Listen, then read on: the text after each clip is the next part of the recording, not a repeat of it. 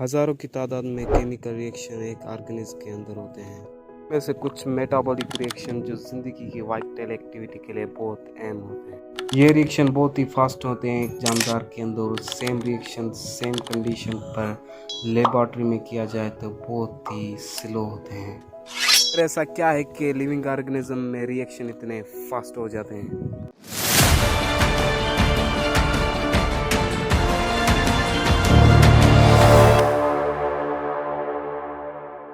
अस्सलाम वालेकुम दोस्तों, मैं हूं एक विकी और आज हम बात करने वाले हैं इंसान के बारे में।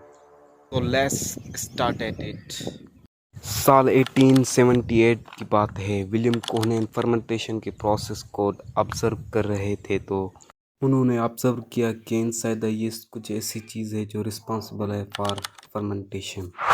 क्योंकि ये इनसाइड द यीस्ट मिलते थे तो इन्होंने इसका नाम एंजाइम रखा।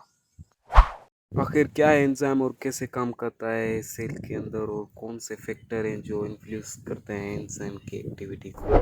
Chemical nature of enzyme. Enzyme एक ग्लोब्यूलर प्रोटीन का बना हुआ मैक्रोमोलेक्यूल है जिसमें कई सारे अमीनो एसिड पॉलीपेप्टाइड की चेन में मौजूद होते हैं और ये टर्शरी या क्वाड्रेटरी फॉर्म होती है प्रोटीन की। हाल ही में कुछ साइंटिस्टों ने रिसर्च किया है कि कुछ आरएनए के मॉलिक्यूल जो एक्ट करते हैं एक एंजाइम की तरह, जैसे कि राइबोजाइम।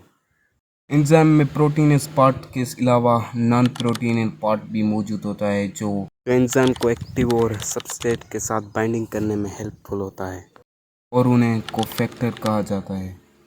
कोफैक्टर दो तरह के हो सकते हैं, एक ऑर्गेनिक और इनऑर्गेनिक।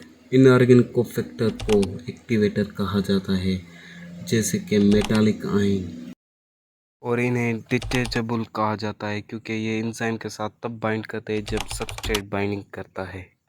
अदर ऑर्गेनिक कोफैक्टर को दो क्लासों में डिवाइड किया है on the basis of mode of action. उनमें से एक है कोएंजाइम और दूसरा का नाम है कोफैक्टर।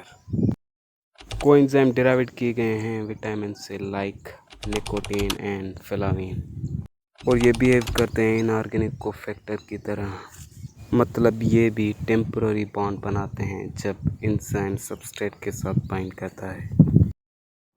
प्रोस्टेटिक ग्रुप की बात करें तो ये कोवेलेंटली बॉन्डेड होता है एक एंजाइम के साथ और उसका परमानेंट पार्ट होता है, जैसे magnesium containing porphyrin of chlorophyll. एक enzyme without cofactor is called apoenzyme, और एक एंजाइम और कोफैक्टर मिलकर एक होलो एंजाइम बनाते हैं जिसे कॉन्जुगेटेड एंजाइम भी कहा जाता है। कुछ ऐसे एंजाइम होते हैं विदाउट कोफैक्टर और उन्हें होलो एंजाइम कहा जाता है, न कि कॉन्जुगेटेड एंजाइम। होलो एंजाइम इसलिए कहा जाता है क्योंकि ये अपने आप पे कंप्लीशन होते हैं और ये अपनी कैटालिक एक्टिविटी को बहुत अच्छे तरीके से एफिशिएंट कर रहे होते हैं। तो दोस्तों मिलते हैं अगली वीडियो में, तब तक के लिए इंतज़ार कीजिए।